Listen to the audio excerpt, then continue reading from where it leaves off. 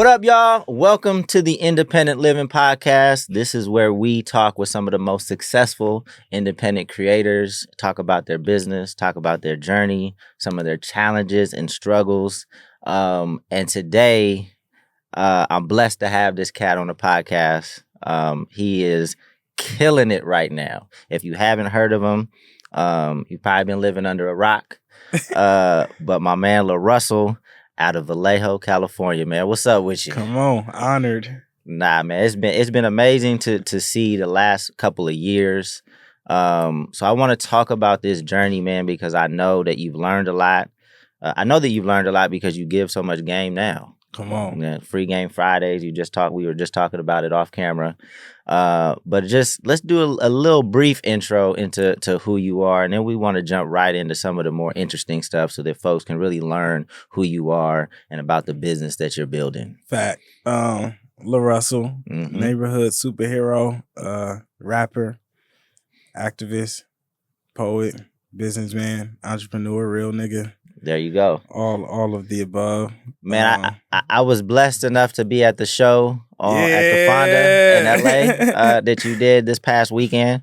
1,200, sold it out. Sheesh. What I was really impressed by is the diversity in the crowd. You know? Yeah, right? Yes. Right. In terms of age, race, everything, right? It's from 5 to 65. And because I was there with a good friend of mine, shout out Stan. Stan is one of the dopest engineers I know. If you need an engineer, Stan will get your shit right. But we were there, and that's one of the things that we saw. Like, you know, and I knew it. I knew before. I mean, I know, you know, a lot about your audience. We've talked and I've kind of studied what you do. So I knew what I was going to see, but it was something that he saw as well. Is that intentional? Like, did you set out and be like, look, I'm trying to capture everybody. I'm trying to young, old. I'm trying to make this a platform that is palatable for everybody. Is that intentional, or is it just happen because you're being authentic? Yeah, never. I think it's just a byproduct of being authentic. I never think about the audience at all. I just do me, right? And the people who resonate with me being myself is the people who show up to shows. And it's really beautiful that we get to see, like, wow, you're affecting everyone from every age to every group, right? But that's something that was never intentional. I remember I used to data dump. I used to look into artist data, and I noticed a lot of Black artists had heavy white audiences. And I remember back then I used to be like, man, that's so interesting. There was only a few Black artists who audience demographic had more Black. You know, Toby Wigway was one of them. Smino, no, you know, there was a few where it was like, wow, this is dope that you could see it. And from there, I was just like, I wonder what it would look like to have a balanced audience, and I didn't do it intentionally, but it just naturally happened, and it's beautiful to see. It's so dope to see in the crowd. Super dope, because you even kicked off the show with a young lady. I'm not sure who that is in relation to you. The young lady that she was what, like 8 years old? That was rapping? Yeah, Rainbow. Yeah. Man, you know what's crazy? I met Rainbow and her family at an LA show, our first LA show at the Roxy, right? They pulled up and they had such beautiful energy. Her mom, her grandmother, they come in a pack. The grandma down to the kids, right? Had incredible energy, and I had brought them on stage and she had energy. Then next thing you know, they came to a backyard show. And after the backyard show, we was chilling with the fam. And I'm like, y'all kick it, just kick it. She stayed up, Rainbow danced with us and just chilled. Now they come to damn near every show. They're Gold Card members. They're family to us. You know, when they come, they chill with my moms and smoke and kick it. And the kids play with my kids. Rainbow and my nephew are like really cool. And her and my daughter. So it's just cultivated into something beautiful. She's now family. So when we do the shows, right, she comes up and it's like, that's part of our crew. And she's welcomed and accepted like that. Hella embrace. Yeah, no, she's super cute. She did her thing. She was rapping along to one of your songs. Right. The whole show was really dope. Let's talk. You know what's crazy? What's that? That show, which is funny because people didn't even notice, but I was frustrated the whole time. I didn't have my original keyboardist. So we had someone that was like subbing. and he wasn't that exceptional, right? That's why I And seen you if go you back notice, a couple times. right? Yeah. He ended up leaving mid-show because I was like, you got to get off the stage, right? But I was so frustrated because the show was 10 times better than what you experience when we have the keys and shit, because I get to get more intimate and go further and do medleys, and I didn't, and I was frustrated. That's why I ended up going like 2.5, 3 hours, because I was like, fuck, I fucked up the show, and they know, but no one knew. Nah. But that's typically the case. I mean, as an artist, you're probably much harder on yourself and how it's being received. Like they didn't know. I mean, I didn't know. Right. I saw you kind of go back a couple times. I don't think I saw that he left.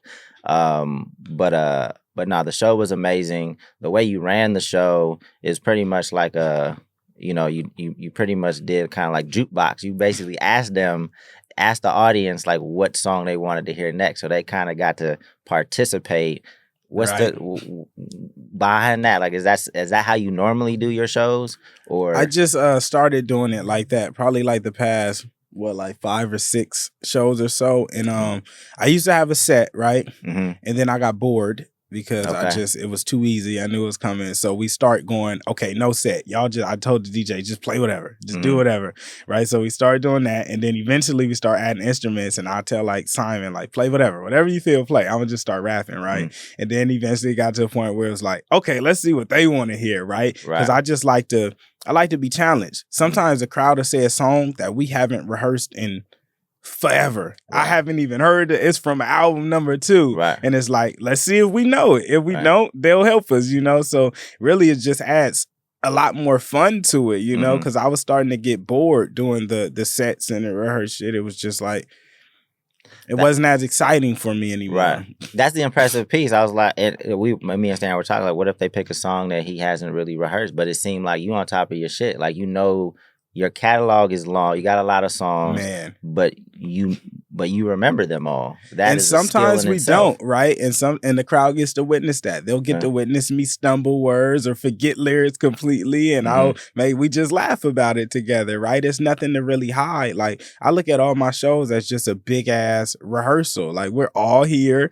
fucking around and playing. I might not remember all the lyrics. I got 500 songs, and that's okay, but we're gonna still have a good time, right? And for me, it's always a lesson too, because when I forget lyrics, it reminds me, hey, get your ass back to work, start shooting, right? But I take it as what it is. It's like, I know I'm doing something on this stage that no one else could do, so I'm not going to be, upset that I didn't remember a lyric. It's like, we'll figure it out, but it just adds to the dynamic. Like, being a fan and being able to come to a show and say your favorite song and the artist performs it, you get a different experience. Like, when you leave, you like, man, that's my nigga, It's a whole different energy. Nah, everybody, the crowd was definitely tapped in. They knew a lot of the lyrics to most of the songs. But it's been dope to hear, like, because I just turned 42 yesterday.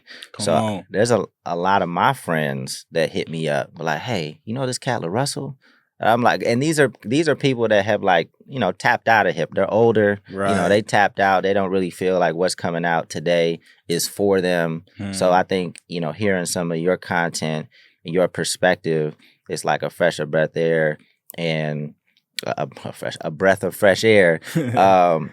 And it just kind of gives them something that's reminiscent of what they knew hip hop to be coming up. Not that they're mad at any of the younger people. I mean, hip hop is a young man's game for the most part. Not saying that if you're older, you can't be a part of it. But, there's even some women that hit me up like, hey, I got to get to the pergola. That's beautiful. I got to get to the pergola. I got to get to a show. So I think what you're doing is amazing. The way you're using social media is amazing. So I want to talk about a lot of these things. But let's stay with the show in terms of how you set up the show and what your mindset is when it comes to touring and doing shows, right? Because you pretty much have a pay what you want strategy for everything that you do. Let's talk about the show, how you set it up, and how you see touring moving forward, and how you plan to set it. How you plan to do that for yourself. So, we'll do Fonda in particular, just so we could do it. So, being that we now do These ones aren't pay what you want, they're offer based. So we started with Proud to pay what you want on the early shows, and you can pay whatever at the door and come in. Okay. Now we do offer based. So we're able to control ticketing. I'm able to accept or deny what someone pays to get into a show, right? Okay. And what we do now, being that we utilize that system, of course, a lot of these venues don't want to take the risk. So like shout out Dom for Golden Voice, because he's a great friend of mine and he's able to like be like, no, we have to do this, right? But we started to find out a lot of these venues have ticketing contracts, right? Mm-hmm. So they have to go through their vendor or they can't do the show unless you buy it out outright. So we have to pay for all these out of pocket. They're not profit split deals, none of that, because it's unsure what amount we'll make. So for the Fonda, I don't know if I could even say the rate because they probably charge different people, but I had to pay out of pocket. But being that I pay out of pocket, I get to keep all the profit that comes in. So whether win or lose, it's like we win that. So we start doing an offer base, and we end up selling 1,200 tickets for this one. We sold it out in like a week, and I think total profit. Just tickets, we did like $39,000, not counting merch. And I think average ticket price ended up being like 30 plus something dollars. And it's really showed us like the difference in trusting the people. Like a lot of artists my size, when you go out and tour, you usually have to set your ticket price between like $15 to $20. Right. I've had shows where my average ticket price was $75 to $100. You know, it just depends on the experience we building. But going forward, I just plan to keep doing it this way. We know we got to spend our own money and rent out these venues, so it's higher risk. You know, I just did a show in OKC and I lost money. I had to rent the venue. We brought out like 260 people, but each market has also showed me the difference in what they're willing to spend. Right. You know, like some markets, they're not spending $30 for a ticket because no one ever comes there. They don't know what they should spend for a show because no one will come to these cities, right? And we're starting to hit cities that's untouched and just testing the method. And it's been beautiful as fuck because when you give people the power to choose what they could pay, usually you sell out, right? You may not make as much, but I'm packing out these places and I know next time I come back, I'll make double, right? Someone may have paid $2 this time, but when they come back, they're like, I got all of that for $2. I'm gonna pay 20, 30, you know? So it's been a really dope method to just trial and test, right? Right. No, I think it makes a lot of sense because, I mean, for people that know economics, like you're capturing more people under the demand curve because like, you have a lot of fans that are willing to pay more and can pay more, right? And they don't have a problem with it because they're probably in a good financial situation. Right. So if it was just a $20 ticket, they would have came, but they would want to bless you because you've added a lot of positivity, you know, through social media. You've really went deep with your fan base because it's hard. It's difficult to get people to come to a show. It's very think about it. Ticket sales don't match the streams. Yeah, no. But I mean, I think you've spent a lot of time like really connecting with people. So your community is different. Yeah. Right. And you remind us all the time, it's different. Come on. It is because you're going much deeper. You have a lot of content. You're telling your story in a very authentic way. You're really allowing people to get to know like who you are and what you represent. At the end of the day, they just like you. Right. You know what I'm saying? With other people that may be focusing on streams, if the focus is on just trying to get your streams up, then you may not be going deep. You may not, they may not know like who you are. Man, and I've noticed that people just fuck with me because I'm able. So we did a pop-up show in LA prior to the Fonda show because it sold out. So I was like, let me do a pop-up. Brought out like 160 people in 3 hours, right? And for that show, I probably only performed like 10 songs.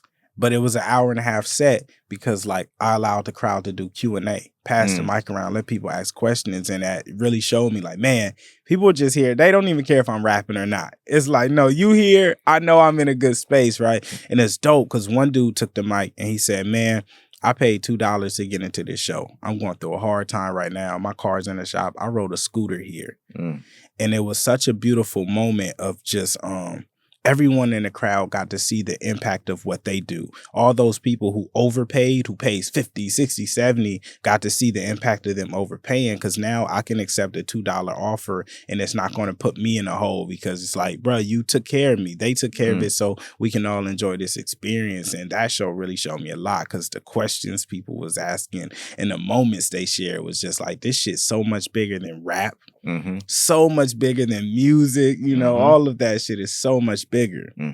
And these are going to be fans for a lifetime. Like that experience, like he will never not be a fan. Right. Unless you start doing some crazy stuff. You know, and even then, so even then he may still, right? That's but that's the beauty. You know, I think a lot of artists don't understand or don't think about it the long term that way. You know, they're looking like what's right in front of them, what they can get now, not really understanding the lifetime value of a fan or a customer. And I think these experiences that you're creating, like you're going to be able to tour for as long as you want to because of the connection that you have with these people. Right. Man, and the type of fan alters the data, which I had to learn. Right. I used to look at people who'd have, you know, say 250,000 monthly listeners. But if they got it off playlists, they may be averaging off those monthly listeners, they'll average like 3 listens per listener. I'll look at mine where I got 250, but they're listening 10 times. And I had to realize like, oh, wow, this number may be bigger, but it's not the same type of person. Like those people are listening passively versus mines are listening every day. So I'm still getting the same amount and equating. But in the beginning, I didn't understand. Like I had to really learn how to utilize data. Even routing a show for a tour, man, the first time I did that shit trying to use the data, I went to fucking LA and I thought 1,000 people was showing up on the first show. I said, no, look at the monthly listeners. It's like, no, that's not how that shit works. Everybody's community is different. You have to really learn because, you know, sometimes there might be, you know, let's just say somebody has 1 million followers or whatever. You know, we've seen time and time again that doesn't translate to sales or streams. Right. You know, some people might be following for the fuckery. Some people might be following to see when you're going to mess up. Like everybody's community is different. So you can't really just take like industry averages, industry norms and apply it to what you're doing and say, but I think, again, the community piece of what you're doing is what you're doing the best, like in terms of growing your community, understanding your community, and providing experiences that enhance and allow your community to connect and engage with each other. I think it was nothing but positivity in that room. Man.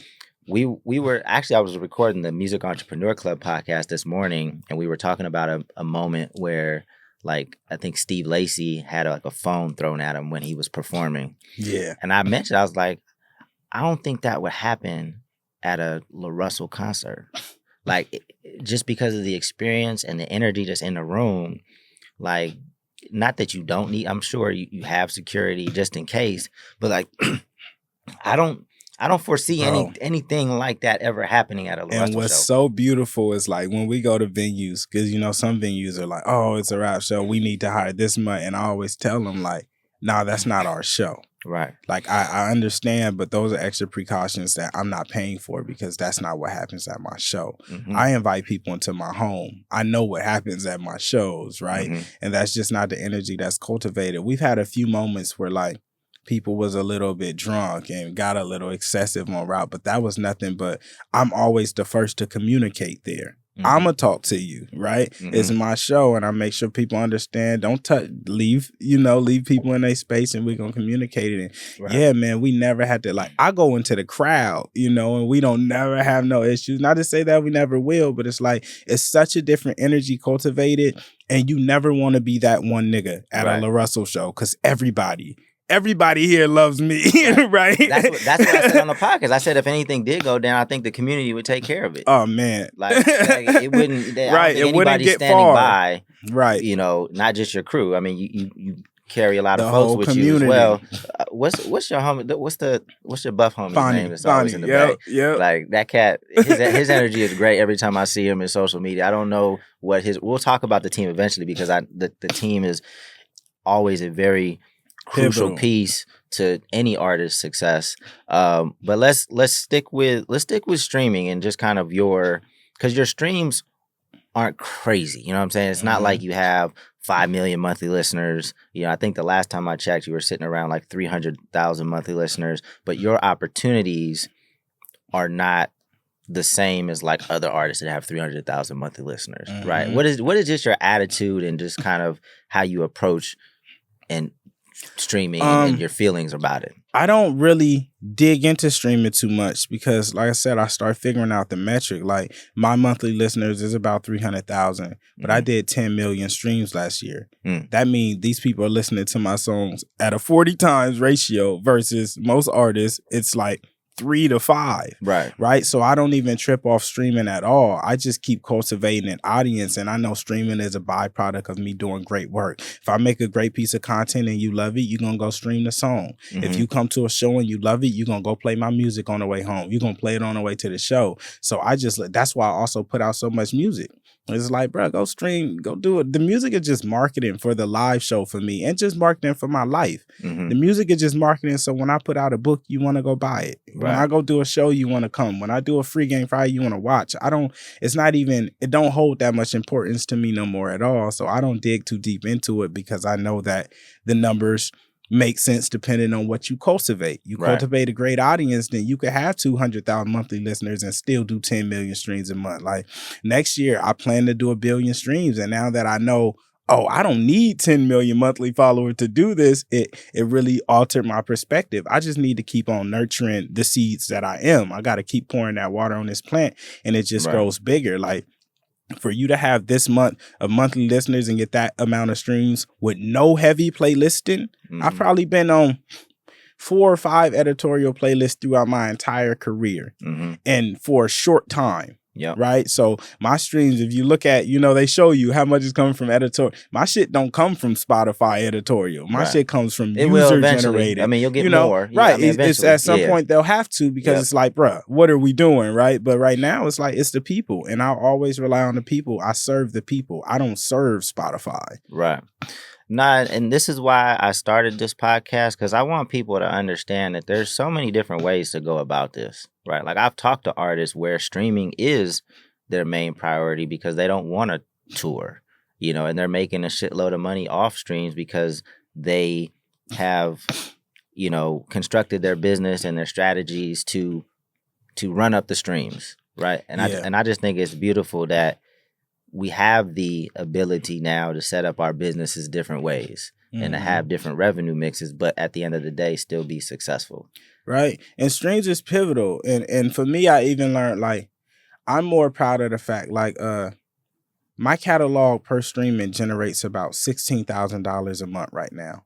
Out of that $16,000, I probably retain about 5 or 6 because I split it with my mom, parents, daughter, kid, team, the fans. So it's like out of that's generated, I only see a quarter of it anyway. So that's what also hasn't built the importance of it for me, but it also has because it's like, damn, if I'm making 16 and I'm keeping 5, that means I'm paying, 11,000 of that is going to people who just helped. And that's a beautiful thing to me. And it's passive. Right. Like, man, streaming is just like, it's for a lifetime. Like I focus on the revenue that could be generated through me, through my body, me going to do a show, me selling gold cards, me selling shares and stocks. Like I make all of my money off me being me. And like I say, the streams is just, that's a passive thing that's there that take care of everybody in the background. Right. Well, let's talk about that because I know a lot of people watching this podcast are not going to be familiar with all your other interviews. And I know that you've talked about the way you split proceeds from streaming, give it to different people. But what's the mindset if we just quickly just kind of, because I don't want you to talk about it. People don't know exactly if they haven't seen an interview. Like what are you doing with who gets splits? What's the strategy? What's the mindset behind that? So splits is a function within the distro to split the revenue generated from your master, from your streaming revenue. So if you generate $10,000 a month, you can split that, divvy it between people. Yep. I started splitting that revenue with my collaborators first and my team. So anyone who helped me make the song, producers, engineers, artwork, photographers, just my dad, my mom letting us use this space. If I go to a certain studio, I'll give them a percentage. We just did some shit in David Ali shit. He's getting a percentage, you know. So shit like that. Hovain, Johnny Shipes, Charlemagne. If you've just helped me, you'll get a split in that. And eventually I gave a bunch to the fans. I did a whole album called Cook Together, Eat Together, and I gave all the equity away to everyone who's kind of helped throughout the journey. All the people I used to see in the comments and shit, gay splits.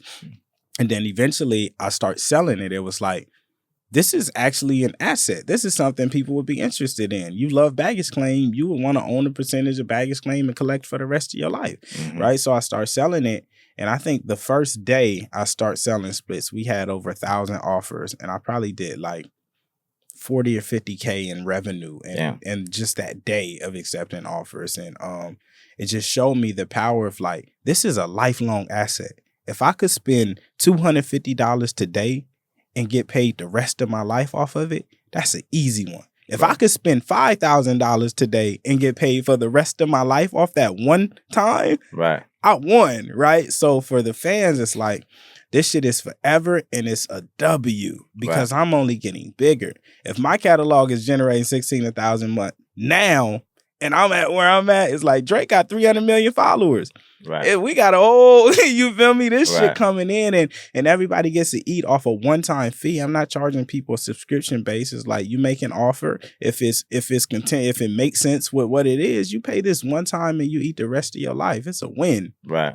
No, I think that's amazing. Like a lot of independent artists, again, we were talking about this on the Music Entrepreneur Club podcast this morning because, you know, just how some of the negotiations, whether it's a producer or whoever's a part of the records, like can get real nasty and get real ugly. I hate it. And this to me is just such a, like just your energy and the way you go about this is so positive. But for you, it's also, it's your brand, and it like the brand value is, I mean, I can't put a number on that in terms of like, you know, what it's telling to the people, like who you are, right? And I'm not sure if you thought about it that way, but I think that you do a lot of things intentionally and unintentionally that just created like the perfect brand for yourself. Like you are the people's champ. You know what I'm saying? Kind of like a newer Nipsey Hussle, right? So is that? Again, I think we talked in the beginning, but it seems like that's just authentically who you are. It's not really like a strategy session that you're doing in the morning and be like, okay, we're going to do this so that people know that this. It's like, no. It's not intentional at all. It's just like, I just care. And I just always try to do all the shit that I wish a nigga did when I was coming up, or all the shit that makes sense, right? It makes sense for your producer to own a stake in what they create. That makes sense. It makes sense for the engineer who mixed the song that everyone listens to have a stake in that. That makes sense, right? So some of these things I look at where it's like, man, you know, you're innovative and shit. It's like, nigga, I'm doing what makes sense. You feel me? And that's really how I look at a lot of this shit. And then some of the shit is just passion projects. Doing the Proud to Pay restaurant, it's like, there's so many homeless in Vallejo, and that shit be bothering me. And you know, I be with my daughter at times, and she sees me take care of one or two people every time, and like, or when I don't, she'll question, like, you know, are we gonna help? You know, or you know, and I have to respond like, what am I gonna help? Right? So shit like that is just passion. There's never intention of like, man, I'm trying to build this brand a particular way. It's like, bro, I have to do these things or I feel like shit. Right. It's just kind of written into me. Some things is like, why wouldn't we do this? Why are we not? Why does the producer not have a percentage of the master he helped create? How does that make sense to you? I don't care what the label does. Nigga, I'm not trying to, you have a chance to do something new and a nigga will tell you what the label do. What the fuck that got to do with us? You feel me? That has nothing to do with us. Are you gonna do the right thing? And I just be played by that. I had a moment when everything finally hit me and I realized, damn, I've released hella music and I wasn't paying out collateral because I was going through TuneCore. They don't even ask you to put in a split. Like, I just didn't know and it killed me. I had went to my pops and I'm like, man, I gotta stop putting out music because this, and I gotta go all the way back. I fucked up. I even did the pub wrong. It was plaguing me so bad. I was just feeling like shit, you know, and I had to go correct everything. There's even YouTube producers that's getting percentage of revenue right now. They don't even know coming from me, but they getting it. It's there. Right. Whenever they go and accept that split, it's going to drop into their account. I made sure I don't care if you know you did your work or not. It's like, I just can't, because I got to sit and live with that shit if I don't do the right thing. Right. No, I'm glad that a lot of platforms have the capability to have splits, because I do think, don't get me wrong, there are shady people in the music industry, but I think that a lot of times there are issues because artists are just not aware or don't have the tools to provide the splits, right? Because before we did have these platforms to do splits, like doing quarterly or monthly royalty accounting is a pain in the ass. Man. And I don't think most artists can do it themselves or have the people around them that are going to be responsible enough to calculate splits on a monthly or quarterly basis. So it's dope that we have these tools and platforms, resources to be able to cut people in, you know, when they add value to a record. You mentioned the Proud to Pay restaurant. Can we just talk about that really? I know you've talked about that a ton, but just so that didn't go over people's heads, what was that? Why'd you do it? Man, so I partnered with a local restaurant called Momo's Cafe, one of my favorites that I frequent. The owner, Manny, is just like a huge fan of mine and just a homie. And he's just supported me throughout my journey. And throughout this year, we've done a few like Proud to Pay days where you could just go eat as much as you want, pay whatever you want. But we did it for days at a time. I'd perform at the end and we made it like an event. And this time I was just like, man, the holidays coming. It's like, I'm in a grander position. Let me try to do a little bit more, you know? And we all knew it was going to be like risk, you know, monetarily. It was like, this is probably going to be a monetary loss, but it's necessary. It's too many people who don't get to eat every day. And man, I spent nearly 6 figures out of my own pocket just making that shit happen and running that play. But to go there every other day or so and see the line and see recurring people who just, you know, one lady was like, I used to wonder why I was upset every day. It's because I never got to eat breakfast. And just hearing shit like that, people used to leave notes, and it's like, that shit is worth whatever monetary loss you take. Right. Money will be remade no matter what. But like being able to do something like that has never happened where I'm from. There was nowhere ever when I was growing up that I could go to and eat for free or pay whatever I wanted for throughout the duration of the day. Never happened. And there's been several people who made it out of where I'm from, but that shit has never happened. So for me, it was just like making history and being that change is like, some shit has to change. And we can sit here and blame GDRD or blame the city or talk, oh, the government needs it. It's like, you know, them niggas ain't gonna do nothing. You gotta do something. Yeah. And the people who choose not to do nothing and wait on them to do something, it's just like, you crazy. You're out your mind. So that was just us choosing to do something for once. You feel me? No, it's dope, man. I think you got a good heart. And I think that I rock with people that have good hearts. I feel like I have some of the same emotions and feelings when I see people that don't have it. Even when the little homies just hustling me with candy bars outside of the Target, I'll grab a couple. You know, you got to. So I think it's and even for the people watching this, it may be a little bit skeptical. It's still a win. Even if you spent however much, lost much, it's a win because you did something good.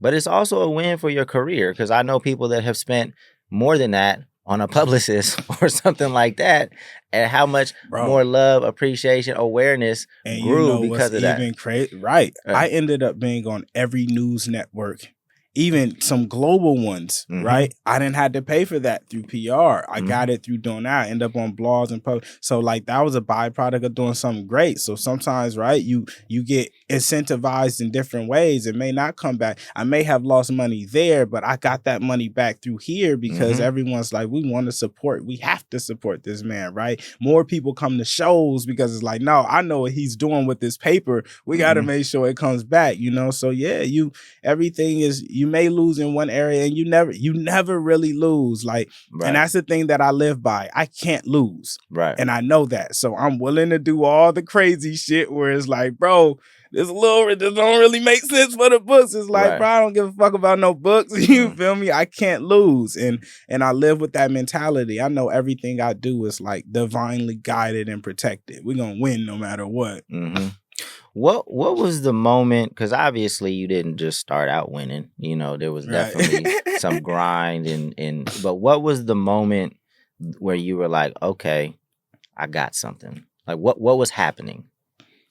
I think that first album, Field Effect, in 2018, I knew that this was my path. Because I dropped that album randomly, a random day. I hadn't dropped music in a minute. And just the response was like, I had people back from high school was like, man, we've been waiting for you to drop something. The response was good. I was getting physical CDs. Man, I gave a CD to the UPS driver. He pulled up and I gave him a CD. That nigga came back about a week later, hopped out the truck. He was like, nigga, you feel me? It was like, bro, do you know what you gave me? And we was getting that response from everybody. And I was like, I'm finna do a show randomly. I had rented out this old theater in Vallejo, and I was like, I'm gonna do a show. I never performed in my life, but we brought out like 100-some people, and just the energy there. And everyone was like, this your first time performing? They couldn't tell. And it was like, man, this is what I'm meant to do. And after that, things just kept kind of rolling. The snowball effect, like things just kept starting. I started being able to do more shows, and I wasn't really making no money from music, but everything else was happening to tell me, you need to be doing this. This is your path. And I just kind of listened to it and kept going. It was the only thing I really enjoyed in life at that time was like the grind, the hustle, you know, like I love making art and making music, but I love to grind. Like, I love to work more than anything. Nah, it definitely feels like, I mean, you talk about 10,000 shots, you probably had 100,000 shots at this point. For certain. Because I feel like these days, the creative endurance that's required is immense, right? And there's not going to be that many people that can withstand and continue to create. No matter when it starts to happen for you, it's going to require a lot of content. Bro, I was just telling them yesterday, I said, nigga, I don't have a job and I work more than anyone I know with a job. I quit my job, but somehow I work more than everyone I know with a job. Niggas work overtime and it's like, bro, I'm working more than you feel me? And they got jobs and people don't understand, like, even when this shit started to take off, you gotta go harder. I work more now that I've made it than I was working before. Like before I used to like, I had probably just where I slack off, fuck around, go bullshit off time. And now it's like, bro, man, we up at it every day. My team is at the house every day, all day. Like, you feel me? It's insane. Like when this shit pick up, you gotta go even harder. And yeah, a lot of people don't have that endurance. Like, it's funny because life always teaches me lessons in different forms. I'll be going jogging and I used to only be able to do so much. Now I could jog like my whole block. Everybody can't jog the whole block. Some people got to stop and take a break and read. And it taught me like, that's the same with this game. It's like, everybody ain't got that same pace, but you only do it by doing it. Like I'm able to jog the whole block now because I wouldn't stop. It's like, nah, nigga, I'm finna get all the way back before I stop, right? So just building that muscle, but it takes so much work. And I understand why people don't get this far. Yeah, it's tough. Because most people aren't willing to work this hard. And if you're not willing, you got to find people who's willing to while you're not willing to. And that's a hard task as well. But this shit is work. Right. What about just in terms of social media? Like, when did you start seeing like a little momentum in your socials, and what were you doing to kind of ignite that? Tieta. Shout out Tieta. Hey, first my pops, right? My pops told me to go on a 30-day run, and I was like, I'm gonna do it. And that was just, what's funny is that 30-day run was posting once a day for 30 days. That was a go. Post once a day for 30 days, right? So I finally did that, and then just getting in that, start building a little momentum. And then Tieta finally came in, and I had made so much content. I had hundreds of pieces. I just wasn't posting it because it was so much to do. I didn't schedule all that shit. Tieta came and took all the clips I had, got everything scheduled to where it's now to think that we post 5 or 6 times a day. every day. Like, fuck a 30-day run. I'm on a 365-day run 5-6 times a day. Mm-hmm. You feel me? Like, she really came and we start looking into schedulers and content, everything down to thumbnails, right? She was always looking to improve. And we tried different things. We tried to do the standard 1920 video into a real form. And then it was like, okay, no, this ain't working. Okay, we need to add thumbnails. Oh, this need to be in the center. Oh, for TikTok, your thumbnail needs to be this amount of frames. Otherwise, it's going to roll. Like, we really got in there and researched and did everything we could. And now we got a formula that works. Mm-hmm. I know I could break any artist. Any artist that's good that I love, I could break them. And I've been proving that. I've been exposing new artists to audiences and they've been able to generate revenue. Like, I'm getting artists paid who were in high school getting a monthly check, you know? Like, the formula works, but it was really my pops and then Tieta coming in and just stomping on shit, right. You know, just like, nah, nigga, this is what we gonna do. You want to win or not? Yeah. Now, the social media is tough because every platform wants you, there could be differences between each platform, but they have like several different ways in which they want you to use Instagram, several different ways in which they want you to use TikTok, all the little features. And it's hard to do that yourself. You know what's crazy though? They all want the same thing. And that's great content. For sure. If it works on Instagram, it will work on Twitter, YouTube, and TikTok. For sure. Make great content. That's what I figured out. Like, one time we had that discussion because we were talking about that shit in me and Tieta, and it was like, bro, people just want to see great shit. Mm-hmm. They don't need all the nuances. Don't matter. If you make something great, wherever that shit land, I could be in the airport. Put something great on that TV. I'ma see it. You feel me? And that's the relevant. Like, make great content. People get too caught up in trying to be trendy, trying to do a TikTok trend and putting the text and the mind. It's like, bro, make great content. You feel me? Right. And that's when you start losing because you're trying to keep up with, oh, on Twitter, I got to do this certain thing. On TikTok, I got to do it. And it's like, no, you don't. You have to make something great. And that's what we tend to forget. So I would definitely agree that it's great content, but what I mean, and I don't want people getting caught up in some of the smaller details. At the end of the day, you got to go, you got to move. Mm-hmm. It's not always going to be perfect, but like you said, you start it and you refine over time. Right. But like with Bigg Jah, for example, like on YouTube, we've done a very good job at creating a lot of momentum on YouTube, and it's kind of understanding kind of what each feature wants, right? So like on the community tab for some reason loves raw pictures with no like text on them, right? So we seem to get a ridiculous amount more engagement on the community tab when we post just raw pictures. We might not have known that out the gate. And I think that there are little things like that here and there, but at the end of the day, like you said, great content. That's what should be focused on first, and then you can figure out the smaller details. Right. And that's why I always, I'm always a source first person. I'm like, what are people here for, right? Mm-hmm. When I log on YouTube, I'm here for the community space last and the videos first. Like, the first thing I'm coming to YouTube for is to see videos, right? So it's like, that's always focal. And then, as you go, start touching them other things. What am I on Instagram for? When I log on, what do I want to see? I want to smile. I want to laugh. I want to see. That's the focal, right? Mm-hmm. And we just get so far away from it because we know that there's nuances in each platform. But it's like, man, once you get what people want first, get that one, and then everything else just kind of, you start being able to refine and you figure it out. But it's like, people aren't even taking care of the source. They're not even making great content to start. Right. It's like, bruh. A lot of people struggle with the content. I think that's first and foremost what people need to focus on.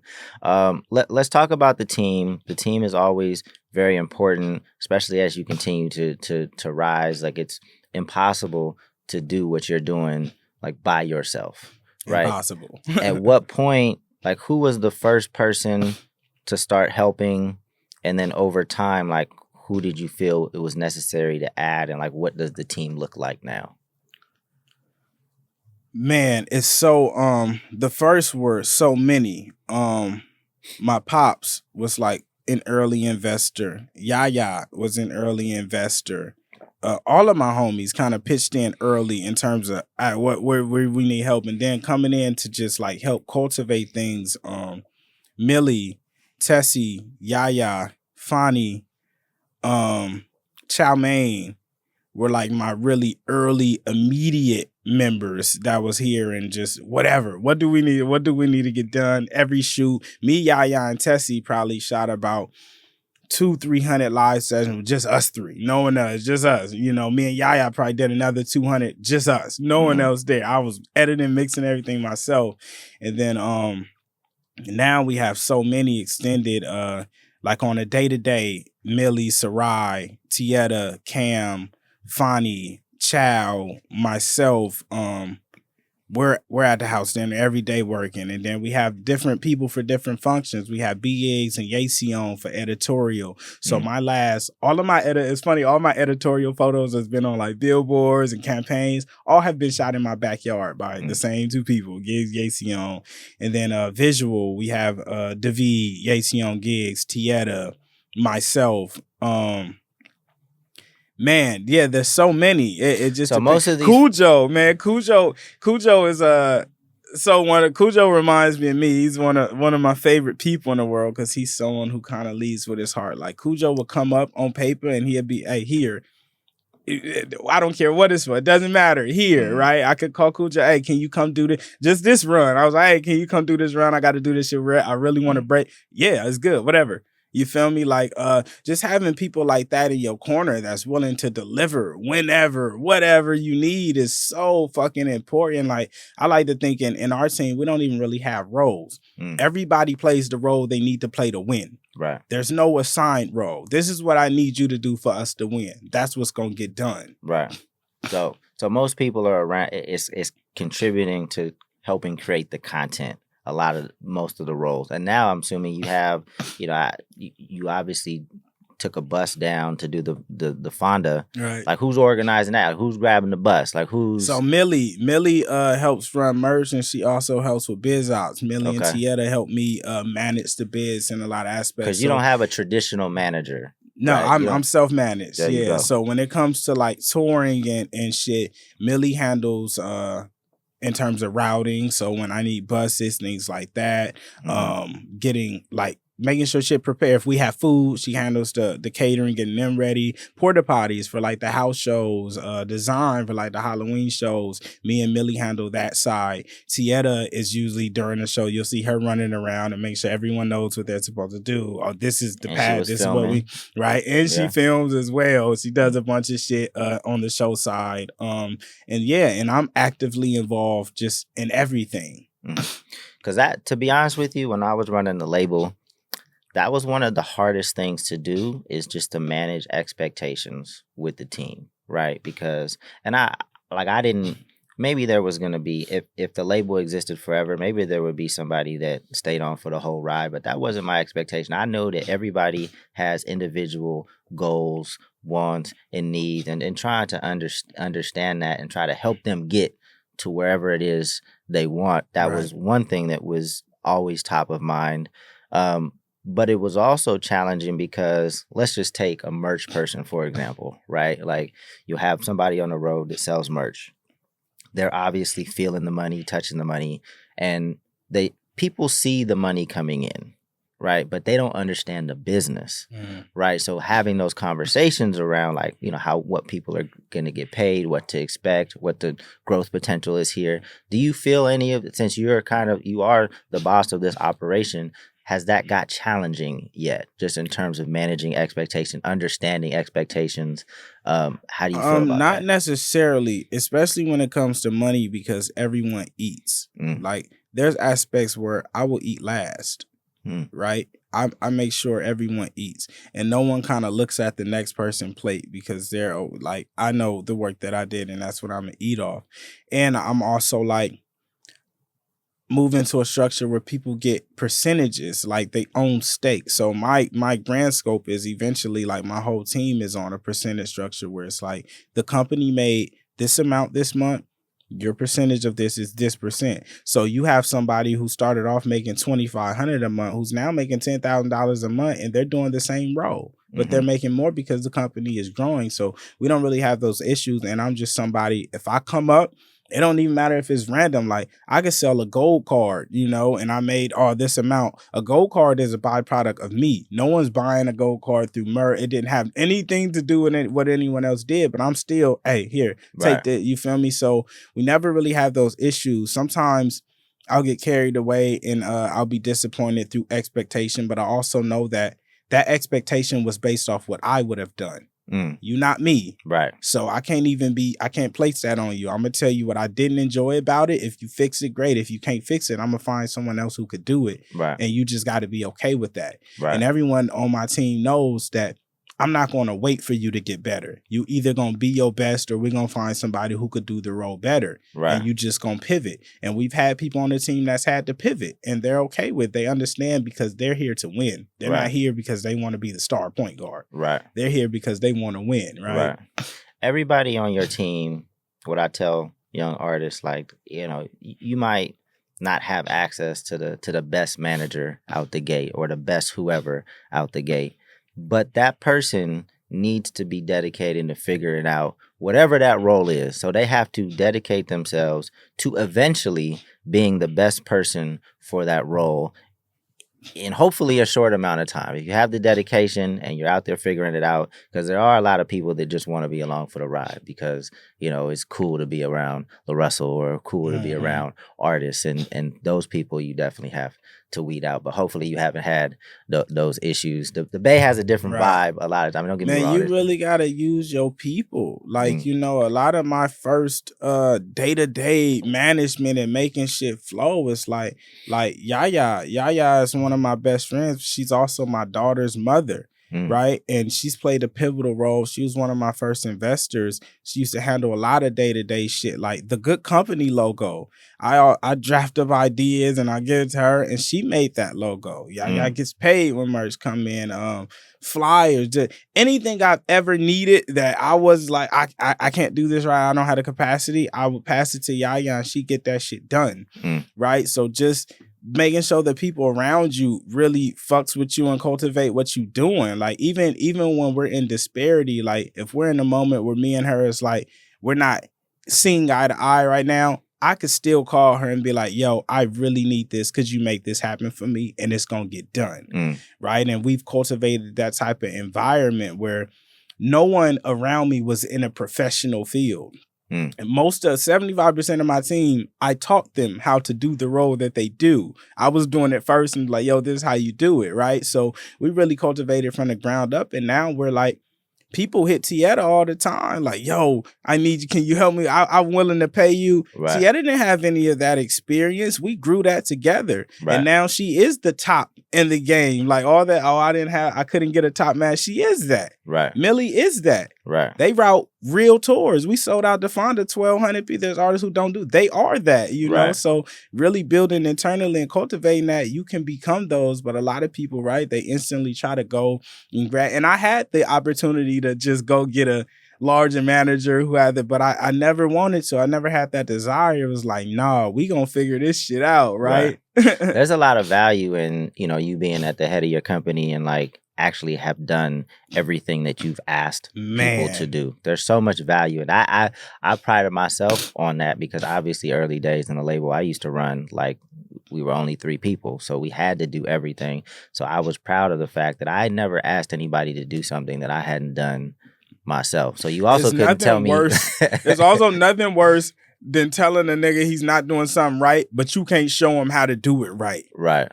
Or asking someone to do something and you don't know how it should be done because you ain't did it. You feel me? And I'm big on that. Like, I don't want to ask nobody to do nothing I can't do myself because I'm huge on if you don't do it, I'm going to do it. I'm not going to wait for you. So it's very important to just know what you should be getting from people. Some people come back and be like, oh, it's going to take me 3 weeks to do this. My ass, it's not gonna take me 3 weeks. So you feel me? Like that's the craziest part. You got to get that experience. That's the benefit too. Like nobody can really play with you because you already know like how much time, how much time it should take. It's amazing that you have that relationship with your baby's mom, and maybe I missed it, but the mother of my child, the mother of your child, yes. But maybe I missed this, but I've never actually seen your daughter on social media? Yeah, I doubt maybe in a merch picture. So obviously you see the rest of the family, you see everybody working, and is it just something you want to shield her from? You don't want, Not necessarily. You just see everybody else because they're working where I'm working, and my daughter is usually not working. Right, so you won't see her in the merch because she's not in the garage working on merch, or she's not in the back. She's probably in the backyard video or something. But like I said, there's merch pictures with her, and she's like, posting in the merch. But for the most part, most of our content is made in our work environment, and she doesn't work for me. Right, I work for her. Gotcha. So it's just a different experience. Got you. Nah, it's dope because I obviously had a chance to visit your crib and check out the pergola. I've never been to an actual show. But I think that was also something that was amazing that created a lot of chatter around what you were doing. I think I even saw Chance the Rapper like, yo, I got to pull up. Man. So you started having these shows in your backyard. You built a pergola for people. You could Google it. I had to Google it in terms of what it was, but I saw it. How was that experience? What do you feel like that contributed to the momentum that you have now? Oh man, that shit. I had got prior to me building that, I had got like a reading from a psychic because I was dealing with a lot of shit, and she was somebody that was recommended, and I was like, let me get this. And she had told me I was growing a money tree, and I was like, I started thinking about that in different ways, and then after I ended up building the pergola shortly after that reading, and I was like, oh shit. This is my money tree. That shit is like, that's a lifetime of revenue, and it's instantaneously. I could get on my phone right now and say, yo, I'm finna do a show at the pergola at the end of this month. Go get your tickets, and it'll be sold out, and I'll make $20,000, $30,000. I could get back anytime because I own the infrastructure. So whenever I need to make something shake and happen, I have the ability to cultivate community, to spread a message. It's like a speakeasy. If I have something I need to say and I need people to hear me and I need support, hey, pull up to the pergola. I need to, I got to get something off. And man, to me, it just feels amazing because I always wonder why artists don't own venues. We don't own my goal is to own all the infrastructure that I need, right? So I never have to ask. So if a nigga do tell me no, it's like, all right, well, I'm going to just do it anyway with my own shit, right? We don't own venues. We tour all year. We make these booking agencies. We don't own booking agencies. We make all these people money and we do all year, and we don't own none of that infrastructure. So this was me taking a no that I was told. Not even taking a no. A nigga was just in my ear, and I didn't enjoy that. And it was like, all right, I ain't gonna have to deal with that no more. And we created this, and man, bro, it's a money tree and a pot of gold for my family. Man, all year at any time, I'm able to cultivate and grow. Like if we really need to make something happen, I know I can go in my backyard and do a show, and we're gonna be able to get back on our feet and figure out what we need to figure out. And there's a bar about it in one of my favorite songs from you. I don't want to mess it up, so you tell me what it is. It's collect every time they land on my property. I've been playing Monopoly. Collect when they land on my property. I don't see nobody stopping me. Yeah. Now that shit was hard because I knew it's it's very real. Right. Like all your lyrics to me are very real. Right. So that's dope, man. Is there anything that has frustrated you about the industry? Everything. The way they do business, the way they treat artists, the way people act that's in a position that they deem powerful or resourceful, the way they talk, laugh, look, just the negligence that comes with the industry. And I know that what pisses me off is because I know that it's regular people, and I think that they forget that they're regular niggas. And it's like, bro, you work here. You have a boss. This is your job. Don't act like you a boss. You can get fired. Stop playing. Right. I am a boss. I hire people. Stop playing. Don't talk to me like I'm some nigga that you giving an opportunity. I am a boss. You feel me? And it's just always a mix up of that, and it just be ingenuine. You know, I've went into meetings and it's like they can't even tell me what their favorite song is. Why the hell you bring me here? You're not a fan of LaRussell. Right. You just want to win. You trying to get in and was like, bro, you're not a fan. Right. Leave me alone. That's a waste of my time, right? And it's just sometimes it's constant. Like niggas would be constant. Oh, we got to get up. No, we don't. No, we don't have to get. There is nothing you can do or want to do for me, right? So it's just like the nastiness, and they still refuse to do proper business. Yeah, well, I don't care if you give one nigga a great deal. It's 100 artists on your label. Right. We not impressed that 21 Savage got a great deal and all them other niggas getting fucked. Like, bro, I'm not impressed. Right. I am not impressed. You still not doing what's right. But you want to come holler at me like, bro, no, we not doing that. Why don't you have a split system and you one of the biggest in the world? I feel like if you one of the biggest and you don't have a split system, you're aiding people to fuck other people over and build that energy between producers, engineers, artists. You know better, but you choose not to do better. Yeah. Nah. There's a lot of incentives and a lot of money wrapped up in keeping the system as broken as it is. So much. There's a lot of people's job depend on the brokenness. But you know what's crazy?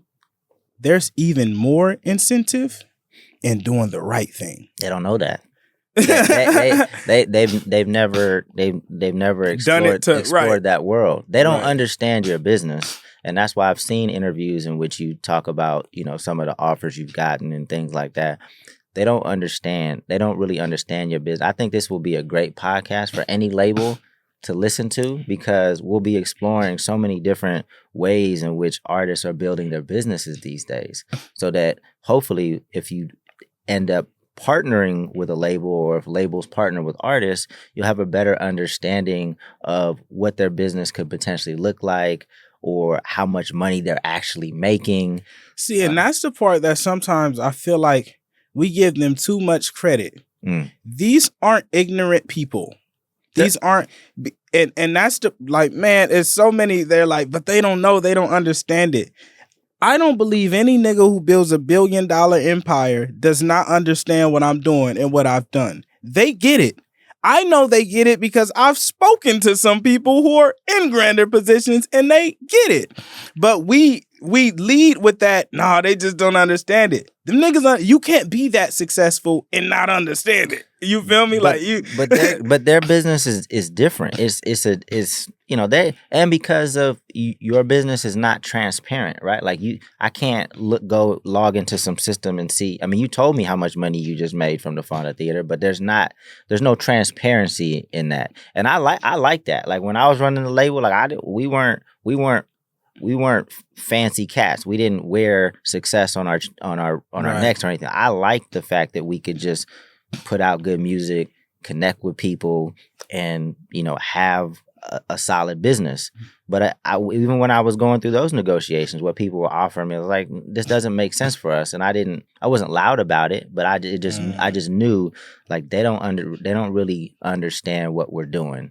Right. Because they wouldn't have offered me that if they understood that we made that 2 months ago. You know what I mean? So I'm in the middle. I think there are some individuals within labels that understand how independent artists are moving these days. But I also think there's a huge percentage of people that will really benefit from watching this podcast, independent podcast. Yeah, I'm just always on the fence with it because I know that Lucian Grange take care of his people, right? I know that to build a Universal, to run a Universal, a lot of them niggas are doing very well. And he makes sure they are so they can keep running his business the way it needs to be ran. Why is that stopping when it's coming down to the artist, right? I just can't, and that's not a spotlight on him. He's just one of the biggest, right? But there's just some of these companies where the higher you go up, the better everyone is doing, and they make sure of that. Right. But as you get down here, it's like, he's not doing okay. Right. And you know that, but you okay with it. Right. Right? So you have enough knowledge and sense to make sure these payments go here. Make sure he's good so they can do make sure they have the budget they so they can do. Make sure they're but you don't have the knowledge to understand, well, all of this money that we make comes from the product that he gives us, but he doesn't really own much stake in that. And he also has to pay it at a recoupable rate double. Right? I mean, 20 years ago, 30 years ago, the labels had so much leverage because we needed them. We needed their distribution channels and things like that. But as things have shifted over the years and more power has been put into the hands of individuals and artists can kind of create this, I don't, their business has never really, and don't get me wrong, they've definitely made some labels have made some changes, but it's not where it needs to be, right? Because you guys have much more power these days to kind of, galvanize a community, monetize a community, engage with a community. And at the end of the day, that's where all the value is. Man, and that's, to me, it's like, just that statement is everything you need to know to do what's right and do good business. You sell my product that I made. Mm-hmm. I don't care about nothing else. The product that you sell that makes you billions every year, that buys your fancy house, that buys your nice car, is the product I made. Right. The product this artist made, it's the product we make. That's what you sell. That's what you make it. That's what you have in market share. That's what you go to the bank and say, this is how much I made. I need you to give me this much. My product. Mm-hmm. You feel me? No, for sure. So what's next? I mean, we're getting close to the end of this podcast. This was a great one. I want to talk about just a couple more things, and I appreciate that, by the way. I think I was looking forward to this conversation. Not that we hadn't talked before, but I feel like I learned in these exchanges as well, and I think this is a lot of the stuff that we talked about hopefully inspires people, educates people, because there is a real possibility of people to create real businesses. I mean, you're doing real numbers, and you really affecting people's lives, changing people's lives. But there's two things. We talked about it before we started the actual interview, but I want to talk about like the other businesses that you're getting into and on the tech side of things, if that's okay. I'm not sure. Of course. Let's talk about it, because I think you got a bright future. You got a lot of great ideas, and I just look forward to seeing them come to fruition. But on the tech side, what is it that you're... Man, so What's TBA has been like one of my main projects. The founder, Abrima, I met recently, and we just started building together. So it's the first ever offer-based ticketing platform. We're going to be going public in January and allowing everyone to just do offer-based ticketing events, right? So they could use this blueprint and build their audiences. That way, indie artists who only have 50 fans in the city could still make a decent amount of money, off just 50 people. If 50 people come out and feel like you're worth $30, it's like you're going to make $1,500 that night versus usually on a $10 ticket, you make $500, right? And so just been able to cultivate new spaces and take that. And we don't have the crazy, horrendous fees. Like with West TBA, it's a 90-10 split. Fees are crazy on these bro, we was going to go to the Dave Chappelle Chris Rock show. The fee for the ticket was $133. I was going to get multiple tickets. I'm not paying $300 in fees. So we don't do that type. Every infrastructure I built is going to be an equity-based thing. Like, I just want a percent. I help build the industry for you to do it. If I help you make $1 billion, I just want a percent off of that. And that should be understood worldwide. So that's one of the things we're building that's coming. I'm working on an offer-based marketplace right now, to where you could sell merch, music, a car, a bike. I'm someone who I auctioned off the bike from my album cover. I sell game mics. So it's going to allow artists to just sell anything, and not just artists, anyone. If you want to sell something, but at an offer-based rate where people can make offers and you can choose to accept or deny, right? It's not like eBay where it's just an auction and it goes to the highest bidder. You get to choose who gets to and what it's worth, right? We're building that because I think that's substantial. Artists should be able to sell their music. It shouldn't have a price on it, right? A CD isn't worth $10 no more. They determined that because they factored in production, ship, all that shit. It's like, it's not worth that no more. Tell me what it's worth to you. I could accept or decline your offer. That's something we're working. I'm building something in the back end, a split system that I want to be that's going to be like a universal add-on. So for me, I sell merch. Like I did a bunch of merch collabs with different artists and I gave them deals. So off the percentage of revenue, I gave them a percentage. I'm building a split system to where I could attach it to any product and all the revenue that comes from that gets automatically generated.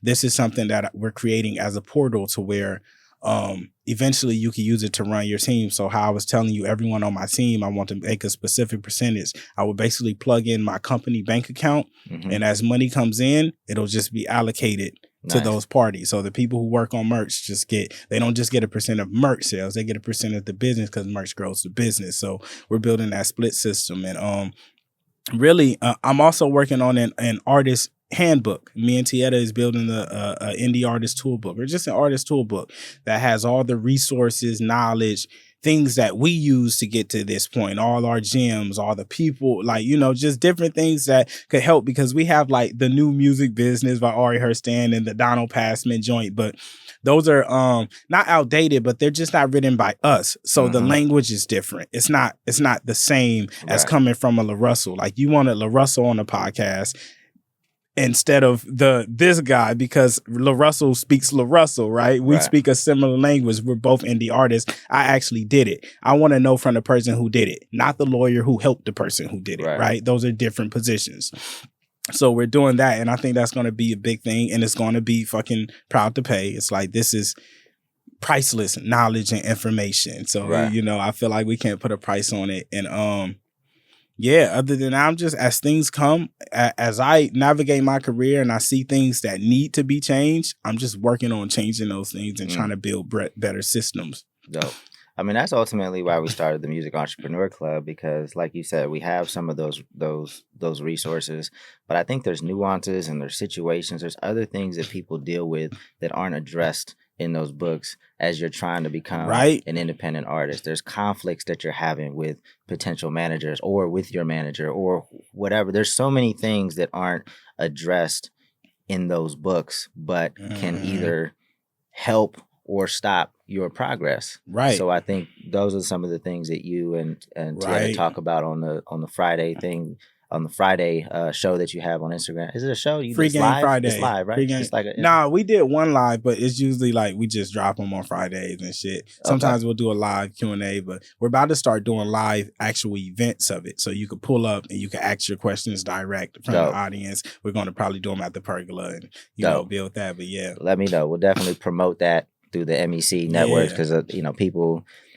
some people have enough information. Some of y'all just need to go. Some of y'all need to go. What I've noticed from doing those is like, there's a lot of platforms that frame as like giving game and teaching, and it's like, oh, we're sharing the night, but it's like, they're not really. They're usually just promoting the product or marketing. They're not really like the information we're giving.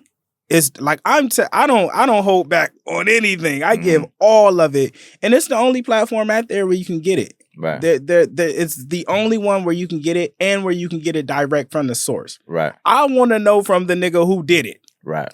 All the time, right? Like that's what I don't want to know from the nigga on YouTube who say they help out everybody, but I want to know from the nigga who did it. You feel me? And it's very important that we do that, because a lot of people aren't really sharing knowledge or game. They're just marketing themselves and trying to like, we didn't benefit from none of that shit.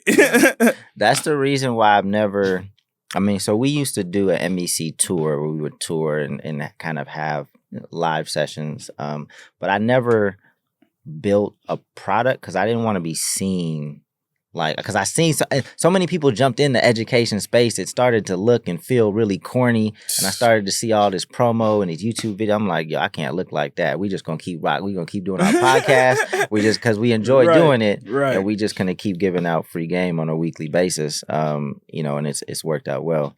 What's hella dope is I bumped into what's her name on your podcast? Aaron Knight. Yeah. In Tulsa. And I kept looking at her. I'm like, why does she look so familiar? And it was from the podcast. And that was just a beautiful thing. It's beautiful to see her really actively out there, right? Really actively out there learning and gathering information, because, bro, this shit don't be real. Yeah, no, I mean, so she's actually on the ground working with artists, owns a booking agency, owns 3 different companies. So that's the reason we brought her on. Love it. But I also wanted a woman's perspective, and specifically a Black woman's perspective. And I think she's added so much to our podcast, her voice. But she's on the ground doing her thing. DJ Pain One, he's got plaques. He's a real producer. He's doing, that's why I have him to talk to the producers, because that's probably, I've worked with producers, but he's an actual producer, so he can speak to them. And then on my side, managing artists and building a label, like we've done this too, and I like that. Right. I think that we have a great perspective on things, and different perspectives. Sometimes we clash, and you got to hear, how we think, and at least you understand our perspectives at the end of the day. And, right. But today, when you were about to pull up, you said you were going to be a little bit late because you had to go through your ritual before you had any contact with humans. Right. And even in the first couple podcasts that I recorded, mental health has come up.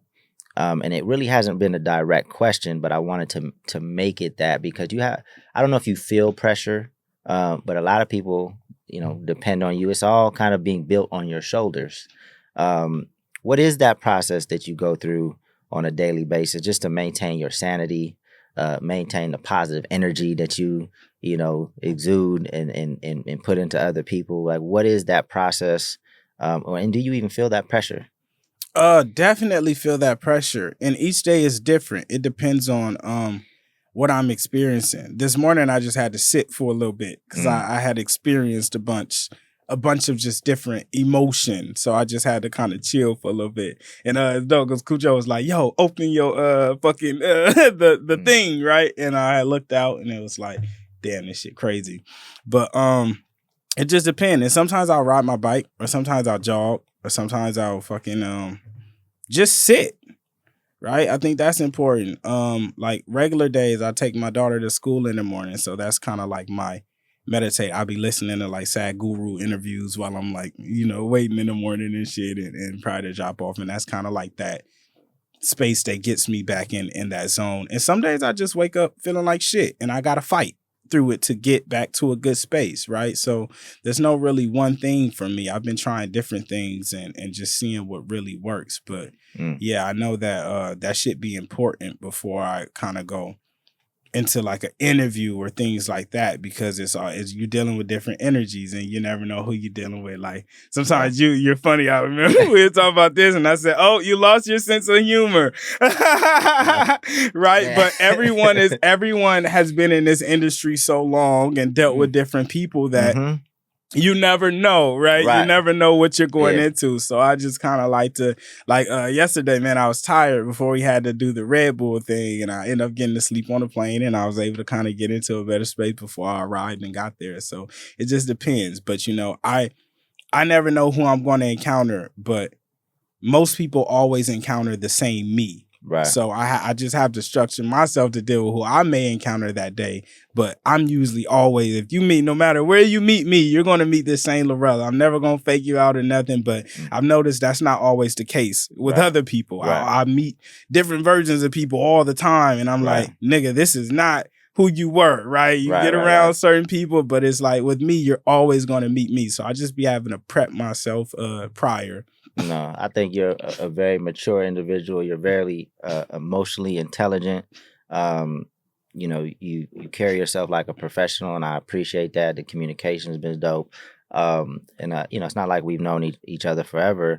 But I have past trauma with artists, so I never know, especially when it's communication. If you're telling me jokes and I don't know you that well through text, I don't know how to receive it all the time. So, because I've had experiences with artists that have done some very weird things. Right. I've had more weird experiences in the music industry than the rest of my life. Man, you know who explained this shit best to me? I used to be really upset at certain artists just doing stuff. Like I used to do the GT live sessions, right? And I've had some artists that was like, not even an artist, producer, who's like, oh, I don't want to take my shit down. It's just after we've had it live because they feel like they should own all of the track and all this crazy shit that is like, bro, Someone's helping you and you're choosing to be this way, right? But and Stretch told me one day, it's like a lot of these producers, artists have been raped. You can never blame the victim for thinking that someone else may rape them, right? Afterwards, you can't be upset with them. They're damaged, they're hurt. And it's really been able to alter my perspective a bit. And that's why I don't really have too much mercy with the labels, because they're rapists. They haven't been raped. When labels say we sign hundreds of artists and all of them don't make it, that is your fucking fault. Right. Every artist that I've dealt with have been successful. Right. Because I only deal with the artists I know that I could do what I could do. There's no way artists cannot succeed if you're doing what they're supposed. It's a very simple process. Right. So, but they love to put that pressure on other artists, like, well, all the artists don't break that we sign. That's not a good reason for you to fuck me over or give me a shitty deal because you didn't do your job. Right. I'm not going for it. Yeah, that's definitely, because when I ran the label, like we, as an independent label, like you can't really afford for an artist to miss. Right? We only have and not one artist that you signed flop. Like they did what because that's what's gonna happen. No artist can fail if you love what they do and you know that you could work. It's a simple process. As long as you keep building, you're gonna keep getting bigger. Right. These labels are full of shit. They sign shit that they don't love because it went on TikTok, and then they get in there and they like, oh well, we don't know what else we could do with you. It was just that one song. Yeah, you like, of course, of fucking course, right? And now a nigga like me got to go through the bullshit because he flopped, so I can't really give you this. The fuck does that have to do with me, right? Right. And it's just it's a fucked up, and it doesn't have to be that way. Sign the shit that you love, that you're willing to put your heart and your energy into, and it's gonna work every time. Right. It doesn't matter. It's gonna work. It's a simple process. No, for sure. Yeah. Nah, I think just in general, there's a cloud of skepticism that just hovers over the music industry for a lot of different reasons. Right. And it makes a lot of people act weird. And it's got a lot of people walking around with their guard up. Not that you shouldn't have your guard up to some extent, but it just creates a really weird energy because of stories we've heard, things that have happened. And that's ultimately why we started the MEC and this podcast, so we can replace the skepticism with education, so that you can move with confidence. You can go into a room and not be scared. You know what you want. You know what you're worth. Like, and if there's no meeting of the minds, then you just go your separate ways. It don't gotta get weird. That's the most ideal world for me. Like, I don't feel like I'm at war, but I don't want to be at war with labels. Like, I don't even want to have to take this stance in interviews like, why are y'all doing it? But until niggas do what they supposed to do right, until it's not a nigga on your label who has a fucked up contract that you know is fucked up and he's making the product you sell, but you're only giving him 8 to 12% of it, until that shit is corrected, until niggas ain't got to recoup. Like, bro, even the recoupment, I remember I was talking to you early. I had called you and I was asking you the difference between like profit share and recoupment and shit, and you had explained. And then until all this shit get changed and it's like, nah, I did everything I could to do was right. I don't own this man's masters, even though I'm making the product he sells. Until all that shit get corrected, it's up. It's like, bro, no, you know what you're doing. I don't care how many niggas that you give a good deal, one or two versus your 100. No, it's up until y'all correct it. And the correction is very easy, especially if you already telling me, I'm losing on that artist. Right. Okay, get that nigga his freedom then. Since you losing so bad, why are you still holding it? Right. So until that shit corrected, this is gonna be the stance and the energy. Yeah. Well, congrats on your success thus far. I know that you got a long way to go. I only expect to see great positive things from you. I appreciate you coming here and doing the interview in person. And as always, man, if I can support you in any way, just give me a call. But this has been the Independent Living Podcast with LaRussell. Any last words? Man, he who is willing is who will. There you go. And we out. Let's go. Peace.